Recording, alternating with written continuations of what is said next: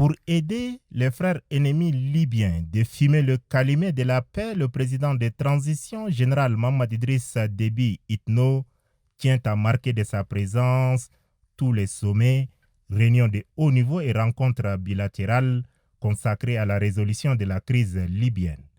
Paris en France, Oyo au Congo-Brazzaville et aujourd'hui Addis Ababa au siège de l'Union africaine. Aux côtés du chef de l'État congolais, Denis Sassou Nguesso, président du comité ad hoc de haut niveau de l'Union africaine sur la Libye,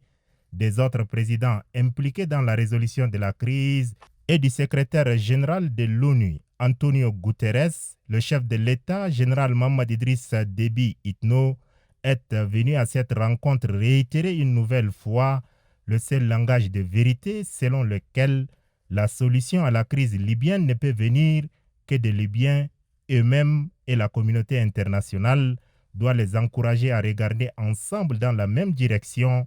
et parler ensemble le langage de paix, de réconciliation nationale, de cohésion sociale et d'unité dans la diversité. La déstabilisation du pays de Mouammar Kadhafi a impacté négativement tous les pays situés au sud de la Libye.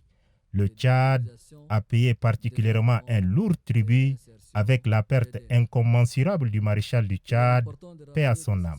Le chef de l'État a tenu à rappeler une nouvelle fois qu'aucune solution à la crise libyenne ne saurait être effective et pérenne sans que cessent les influences, les ingérences et les convoitises des puissances étrangères qui se livrent à une lutte de positionnement par procuration. En clair, dira-t-il, je cite,